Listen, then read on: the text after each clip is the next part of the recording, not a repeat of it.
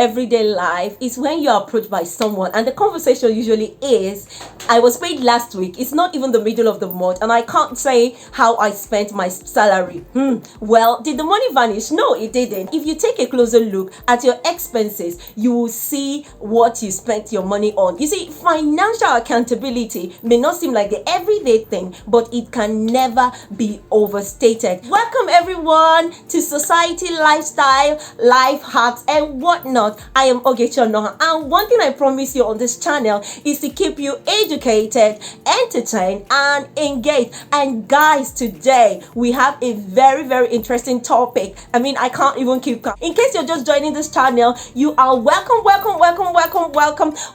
Please don't forget to use your subscription button, click on the notification bell to comment, like and share, and to be a part of our growing community. I don't think I am the only one who detests the sound of debit alert. What?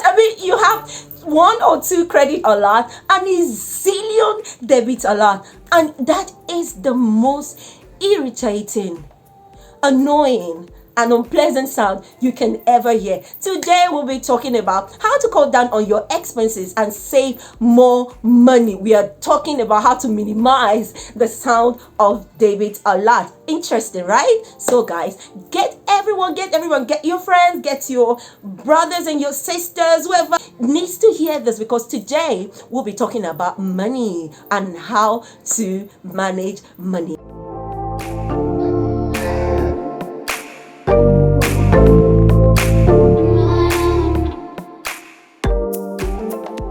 Out of the whole Nigerian population, about 3.4% of the total number is between the ages of 24 to 35.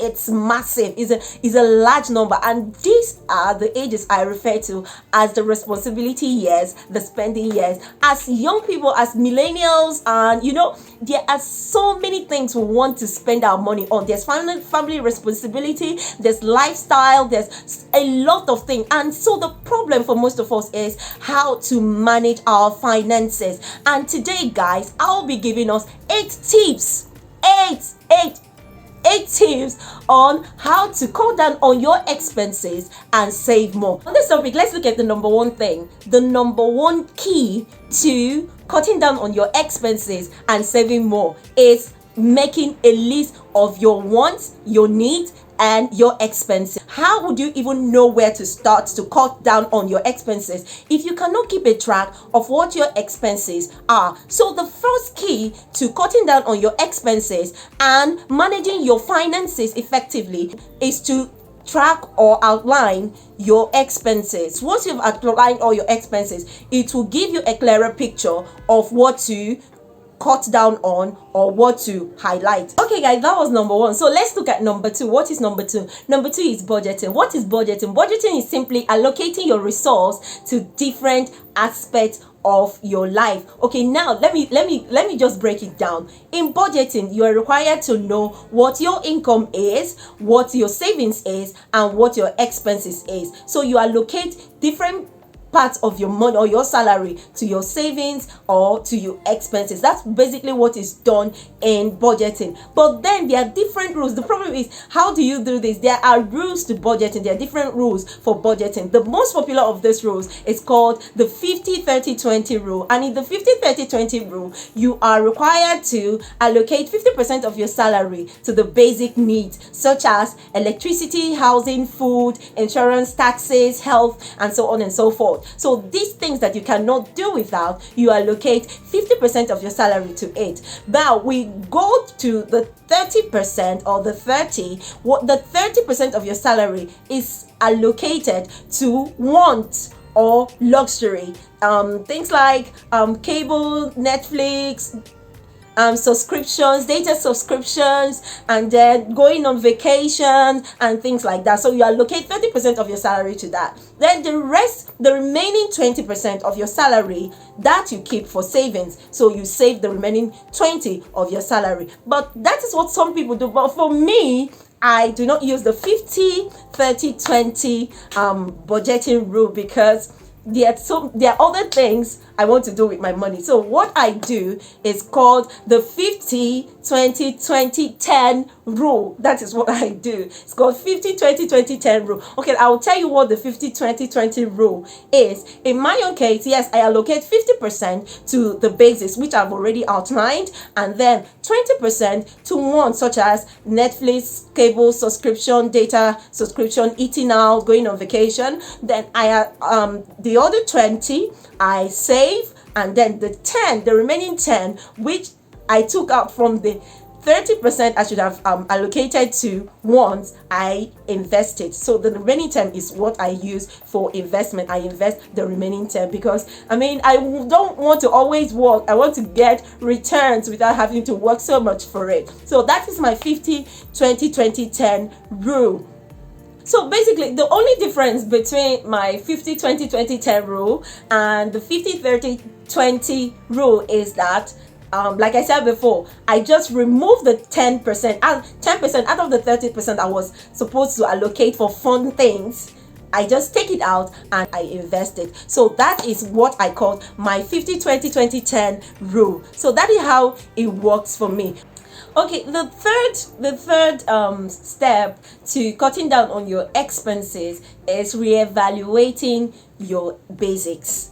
Reevaluating your basics. Yes, I know I said you have to allocate 50% of your salary to basic needs, but then if you take a look at this basic needs, you will still find out that there is a way you can cut down on them and still be able to save something out of the money you've allocated to them. Let me cite an example to you. You can cut down your electricity bill. So let's take, for instance, if you're paying 10,000 naira for electricity and you take up energy conserving practices such as switching off your light when you don't need it, unplugging electrical appliances, buying energy conserving electrical appliances, it can help cut down on the expenses or the money you spend on electricity. If you were paying 10,000 naira for electricity and you save energy, you find out that at the end of the day you probably will save 1,000 naira or two from the money you've allocated to electricity. Another basic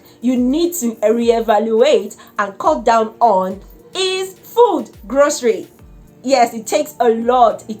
So you have to reevaluate your grocery list and find out, ask yourself this question: do I really need all the items I've listed on my grocery list? If you can do that, it will go a long way to cut down on how much you spend on groceries. For some people, they just go to the market without a list. You have to make a list before you go to the market, and it must contain your needs.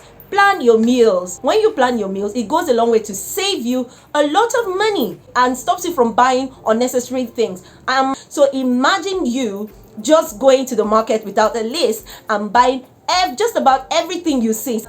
At the end of the day, I will start regretting why I have to buy those things that I really do not need. So to cut down on the expenses on your basics, you have to make a list, especially for grocery. Go to the market with a list. Okay, let's quickly look at the first step or the fourth thing to do to cut down on your expenses and save more money. The fourth thing is, do not buy anything on credit. Do not buy anything on credit.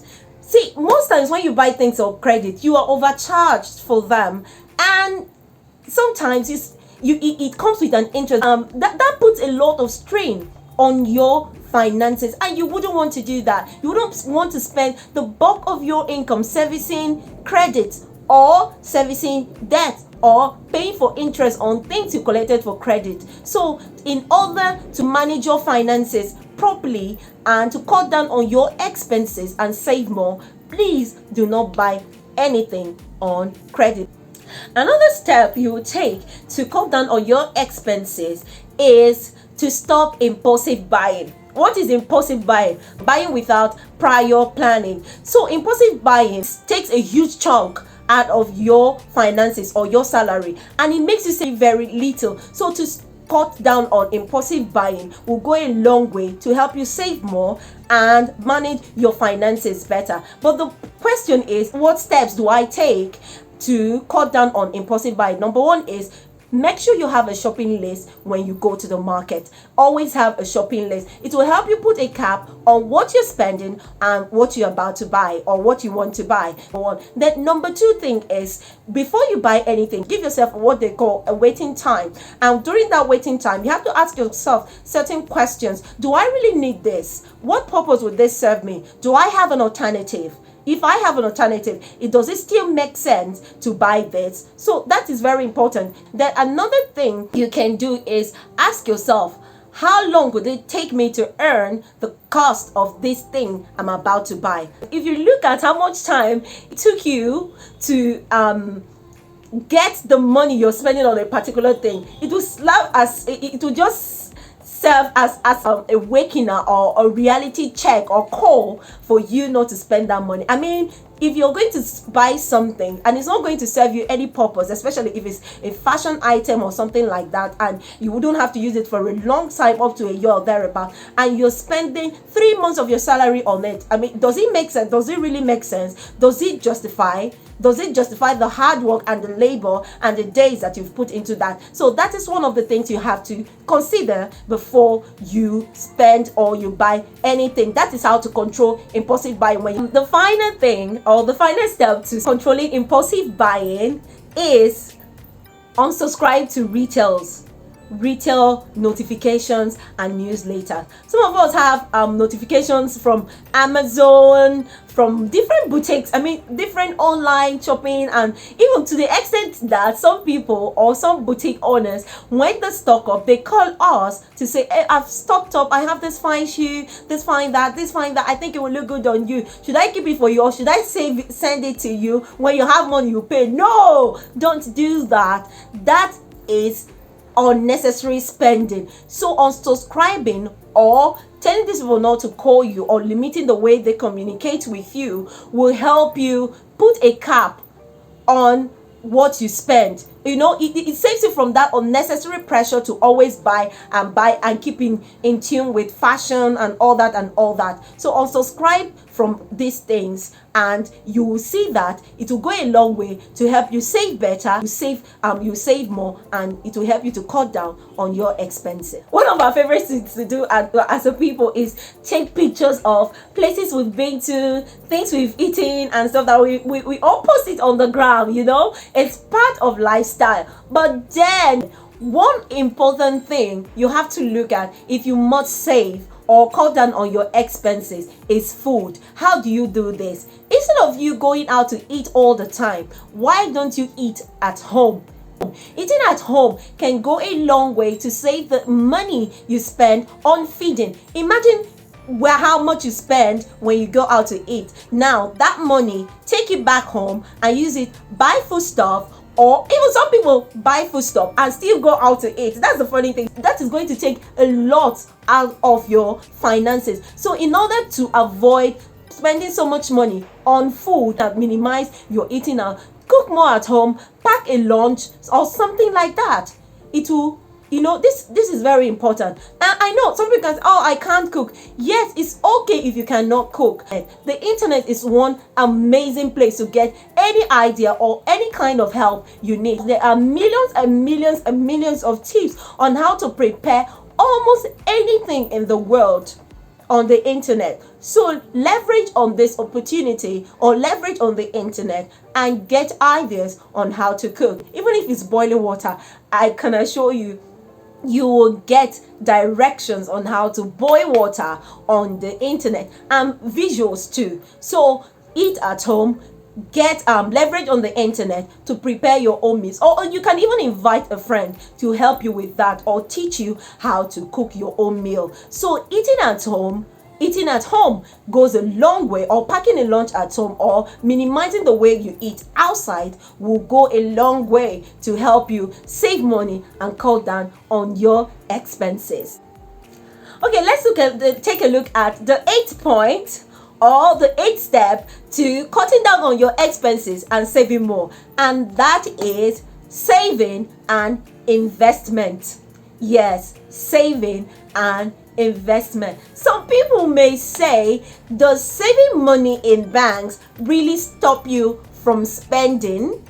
I would say yes, it does. The only problem is that you have one account for everything. You use one account for savings, for spending, and for every other thing in between. That is very wrong. If you must manage your finances, you have to have different accounts for different things. A salary account must be different from your expenses account, from your miscellaneous account, from your investment account, and your saving account. So if you can have different account numbers for things, it will help you minimize your spending.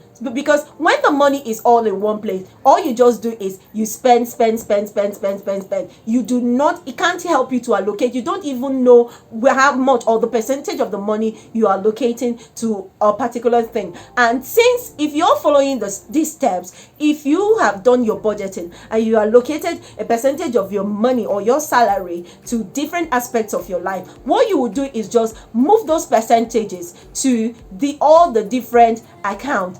Then whatever you want to do, whatever expenses you want to make sure you're taking the money from the account you open specifically for that expenses. Another thing you can do is automate your account, automate your salary account. This is very easy and possible. Now look at what automation does for you. Once you are paid, those percentages you stipulated for the different accounts will just move automatically to those accounts without waiting for you to press a button or do this or do that or do that. Also, there are many saving apps on the internet you can just download right from your house, and then go ahead and save money on these apps. And one beautiful thing about these apps is that all these savings apps is that there's a limited time for collecting money or saving.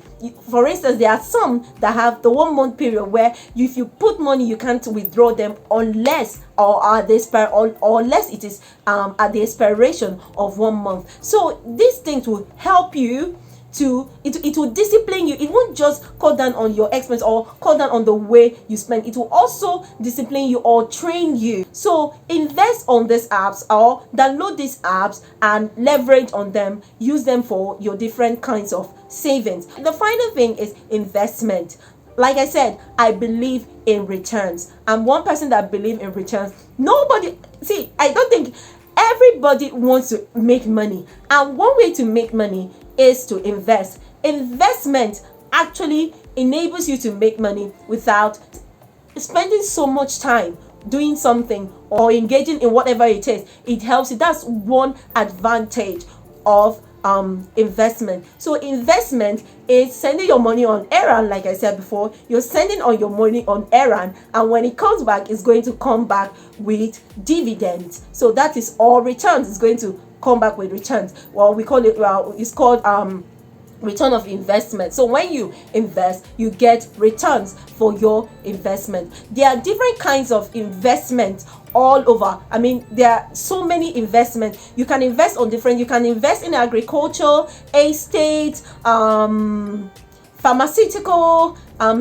stock. You can, different kinds of stock. You can invest in crypto, forex. There are too many of them to invest in. As a young person, you can invest on different investment platforms. But then something you should be very wary of is be sure to do enough investigation on whatever platform or investment you choose to go on.